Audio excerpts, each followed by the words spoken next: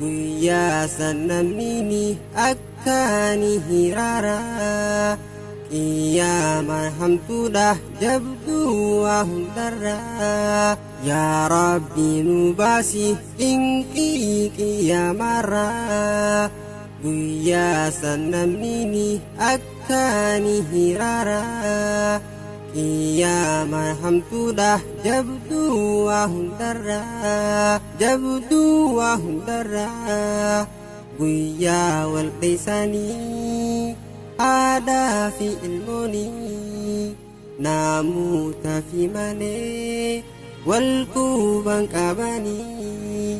dirree maasharatii naamuu wal gayanii dalagate malee waan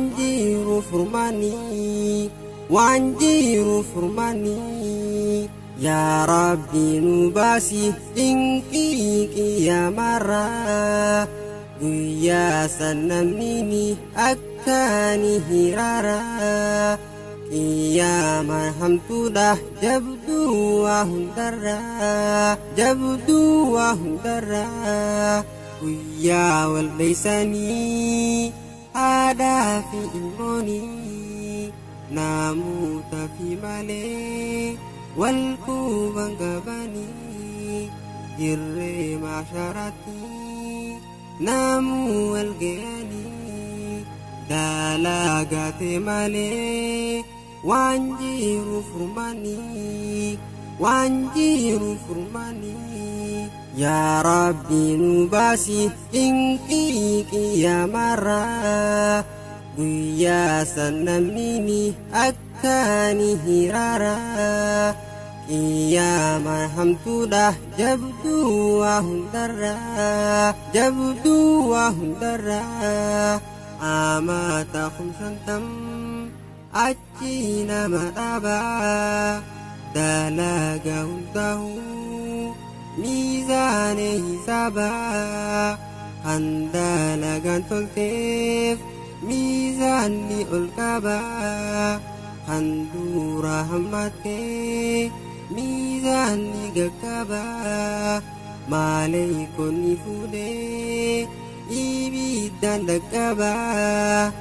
ibiddaan dhaqqabaa yaa rabbi nu baasi dinqii qiyyaamarraa guyyaa sannamnini akkaani hiraara qiyyaama hamtuudha jabduu waa hundarraa qeeraa tokko ammaas siiraatitu jira qallakka rifeensaa shiggiirra qaraa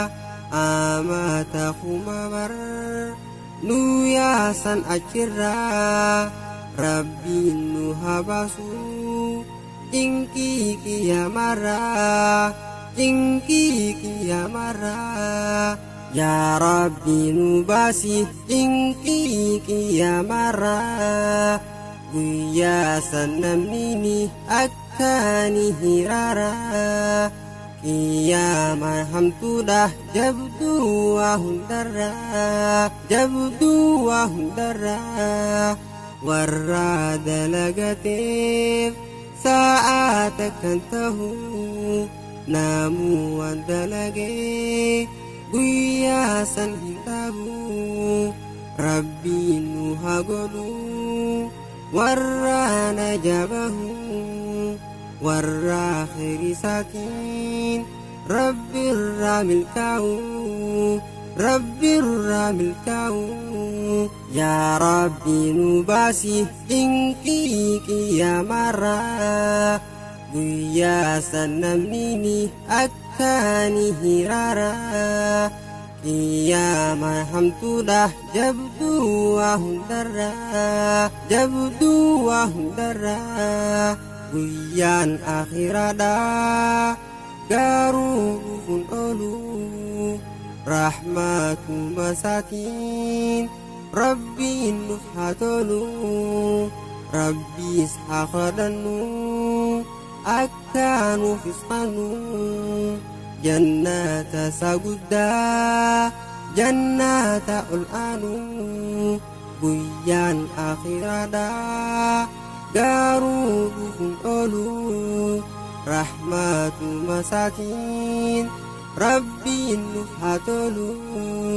rabbiis haa kadhannu akka nuufis kennu jannata isaa guddaa jannata ol aanu jannata isaa